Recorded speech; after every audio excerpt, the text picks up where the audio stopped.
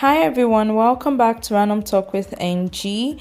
Last week we started a topic and the conversation was on networking beyond transactions, where I had my friend Ayo come on board to share his views on networking. And on today's episode of Random Talk with NG, we would conclude, but would begin first by talking about how networking birthed our friendship, that is Ayo and I's friendship. Then we'll go on ahead to talk about tips on how to network properly or to network appropriately in a virtual setting. And then we would wrap up the episode with any final thoughts. But before I continue or before we commence this episode, I want to read out a comment which I received from my friend Chubi last week. Chubi says that building genuine relationships, especially in a corporate environment, can be very tasking. Everything seems so transactional, and I believe most of those type of relationships don't always last. And Chubi's comment is very spot on, and that is why some people have said that your colleagues are not your friends. I can also attest to the fact that great friendships have been birthed from the workplace, and that is why I provided a response saying that definitely you just need to be hopeful that it is human beings, in quotes, you are dealing with. And interestingly, I have been blessed to meet with amazing people at corporate environments. So I agree with Chubi that it can be very difficult and it can be very tasking, because truly speaking, some people just want to use you to climb up the corporate ladder. Some people just want to use you for some sort of anchor, or some people just want to be friends or want to be acquainted with you for various reasons. Hopefully, you're able to sift through to determine which of these is genuine enough to build, lasting friendships. So, Ayo and I are going to start this episode by discussing, or by Ayo sharing, how we started off our friendship through networking. Enjoy. So, for building friendships through networking, I just want to ask how networking led to our friendship. Tell us a bit of how networking led to our friendship. I worked at KPMG as this audit summer analyst then. That was in 2019, right? I remember then, I was assigned to one of the projects I were working on then. I worked with a couple of other people as well. I had a bit of altercation with a manager then I was working for, who said he wasn't going to sign my form. And I was like, okay, what else am I going to do and stuff like that? And you offered to help, right?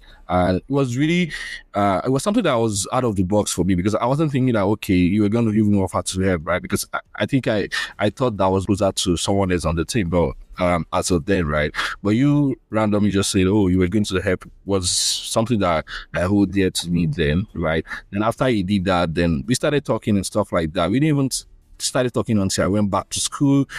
We just kept in touch and stuff like that. There was a lot of things to talk about, life, work, career, a lot of insights, that kind of couple of things, right? And I think one of the things that made our connection really strong was because, during our conversations, right, there's always something insightful to talk about, and that's what sort of keeps us going, because, I have several friends, right? And honestly, I'm going to say it's right here that you're one of the few sort of people that I've been able to build meaningful connection with, because there's always value addition from both ends, right? There's always something to talk about in terms of life, career, work, relationship life, religion and stuff like that. We're able to build that connection because there's that value system is mutual, right? In terms of sharing update and stuff like that, as opposed to when it is just one-sided, right? I think it's also a very key and integral part of relationship between the two of us, which has ultimately culminated into a lot of couple of events that we've had together, building a long-lasting relationship as well.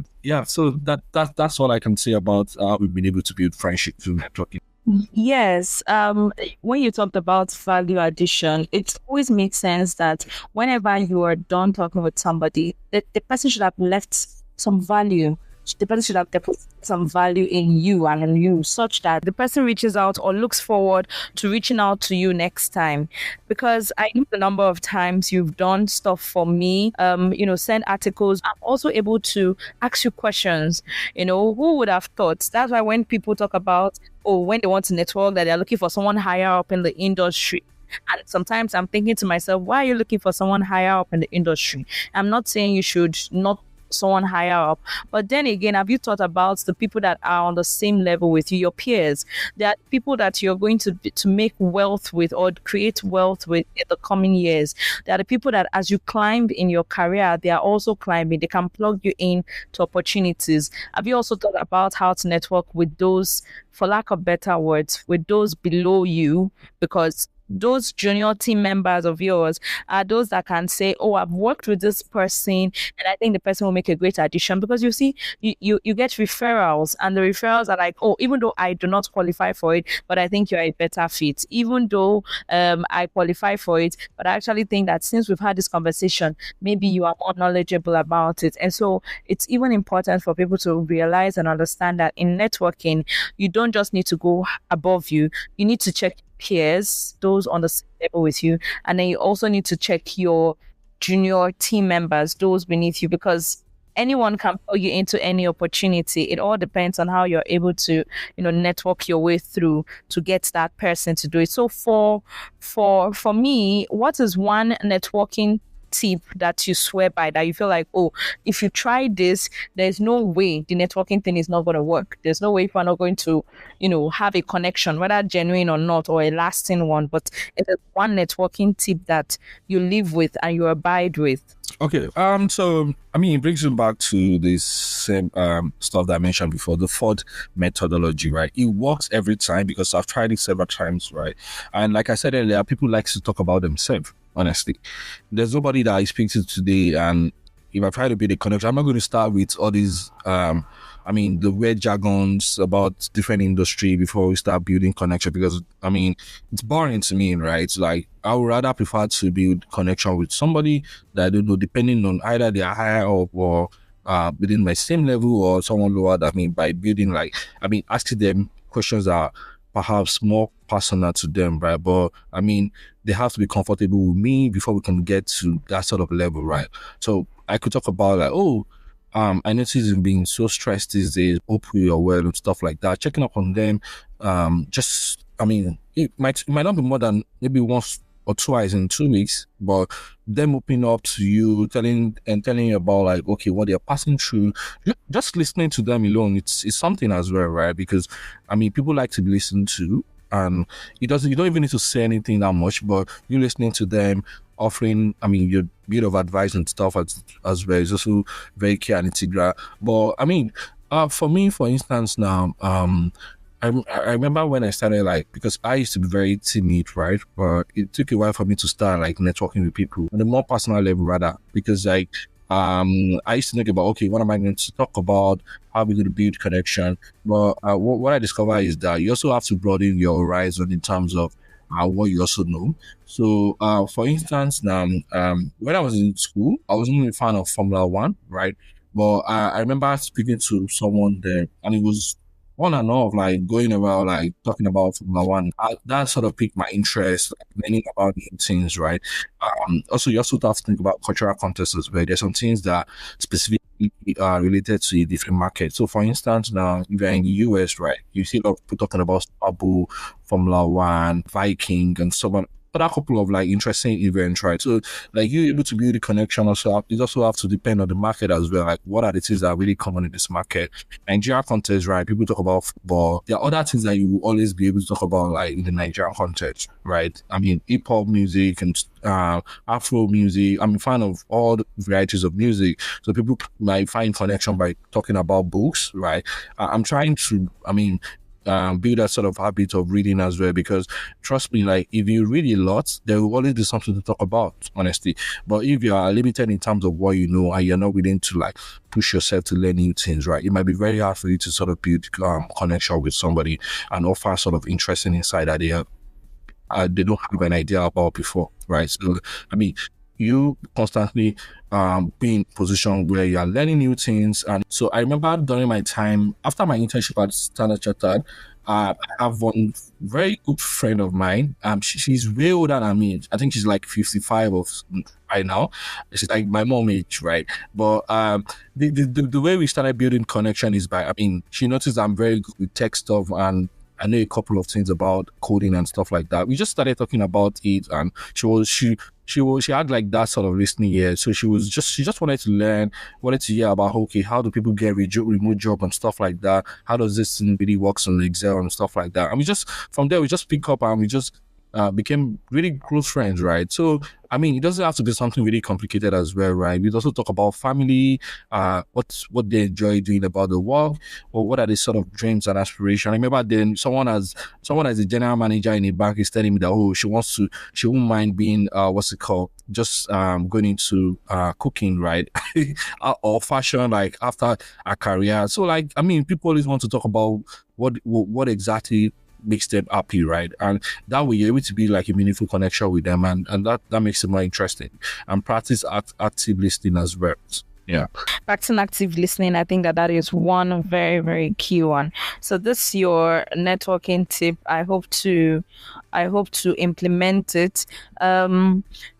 Because some of us, well, someone like me, I do well when it comes to networking. I network well virtually first before I meet people physically, right? Sometimes because I'm very introverted, very timid sometimes, I do not do well with networking outside physically. So if it's virtually, LinkedIn, WhatsApp, social media, it's easier for me to actually network, and then we can build that connection. And when the connection has been built, we can then take it offline. So for some of us that for some of us that are more comfortable with networking virtually first, is it still the same FORD acronym that we need to apply when we're dealing with networking virtually?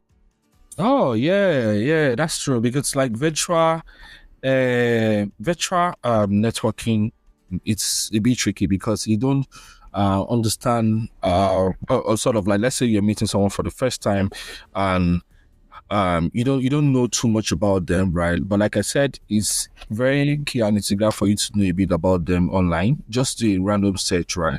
Where you're like, okay, what has this person been interested into for the past, let's say, 2 months or 3 months, right? That you can find online. If you are not able to find anything about them online, you can reach out to maybe like a mutual friend that you guys have that can provide insight to perhaps interesting event that they've been up to over the past 2 months, right, or 3 months.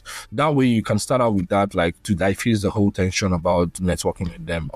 In this case, right, it depends on what you are networking for, actually, because if it's a networking event that you just try to engage them on a personal level, or you want them to be a mentor, for instance. Now, I mean, that's a more serious thing, right? But at the end of the day, like, also you have to see something that could be mutually beneficial to both parties in terms of you providing value to them, right? Like I said, always look for ways to add value to that person, because there's no point of you speaking to somebody if there's no way you can add value to them, right? Because, I mean, it's just going to be a waste of time, right? So, and people attention span is very limited, right? So you put in your best foot there to create a very lasting first impression, right? It's very key and integral to actually building that sort of connection, right? So, I mean, you're speaking to them online for the first time, and you say that, oh, blah, blah, blah, blah, blah. I mean, how have you been doing and stuff like that? We could talk about, oh, I noticed that you're a fan of this. From there, you can talk about also other interesting things that you notice about them, right? You can talk about, oh, you've been working on this thing. Tell me more about it, right? I mean, yeah, you guys have been doing this about on your team, right? What do you think about this? I mean, what are the interesting?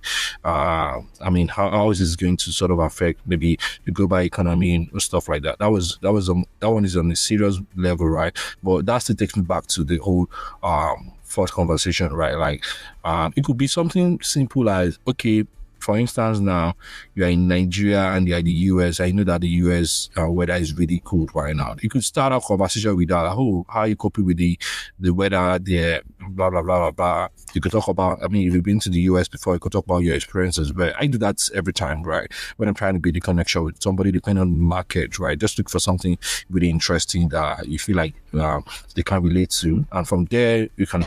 When you guys joke. At some point, and now start getting a bit serious to get to what you're on the call for, that sort of thing, right? And just look for a way to do the whole closing remarks, rather, because I mean, this thing doesn't come once, so it's practice over time. Speaking to people randomly, right? Also helps. I mean, I used to say this joke about it, like if you're able to, as a guy, if you're able to walk up to a lady, right, randomly that you don't know, I think you can network with anybody. So be able to walk up with a lady and have a meaningful conversation to get a number is the same way that you're networking as well. So you should be able to do that same thing, right? Why building a lasting relationship, someone that you want to build a lasting relationship with, right? Either work related or personal life. Thank you. Thank you so much, Ayo. That was so helpful. And I also want to say thank you for agreeing to come on this show to share your views on networking and building genuine connections. I just want to say thank you, and I am so glad you were able to come. What a beautiful conversation that was, and a great thank you as always to my dear friend Ayo for coming on my podcast. A number of people have asked when we would become very active on Instagram and TikTok and YouTube. And I just want to say it's only a matter of time. And when our pages become active, we hope you would also show us the love that you've shown us right here on our audio platforms. Till I come your way next time, this is Random Talk with NG with Ngozi Obiefuna. Welcome to one of the best weeks yet in 2025.